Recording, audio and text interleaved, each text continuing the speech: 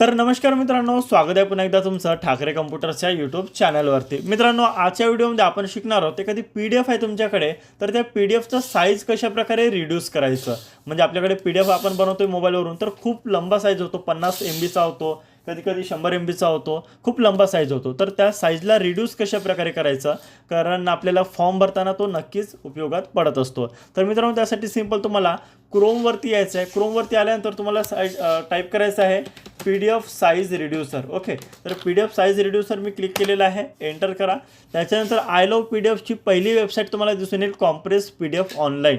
Okay, तर याच्यावरती तुम्हाला क्लिक करायचं आहे। याच्यावरती क्लिक केल्यानंतर बघा ही वेबसाईट ओपन होणार। त्याच्यानंतर तुम्हाला सिलेक्ट PDF फाईल असं एक रेडमध्ये मोठ्या अक्षरात लिहून दिसेल, तर याच्यावरती क्लिक करायचं। तुमची जे काही PDF फाईल आहे ते निवडायची आहे। जसं मी 10th डिप्लोमा, ठीक आहे, ही फाईल आहे माझ्याकडे PDFची, तर मी याच्यावरती क्लिक केलेलं आहे, ओपनवरती क्लिक करायचं आहे। त्याच्यानंतर कॉम्प्रेस PDF नावाचं एक ऑप्शन दिसेल इकडे राईट साईडला खाली, तर याच्यावरती क्लिक करायचं आहे। त्याच्यानंतर डाउनलोड कॉम्प्रेस PDF, ठीक आहे, तर याच्यावरती मी क्लिक केलेलं आहे आणि बघू शकता आपल्याकडे ही जे फाईल आहे ही कॉम्प्रेस होऊन आलेली आहे। तर अशा प्रकारे तुम्ही कोणती PDF फाईल कॉम्प्रेस करू शकता।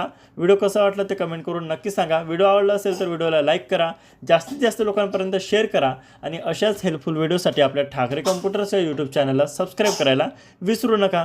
थँक्यू मित्रांनो।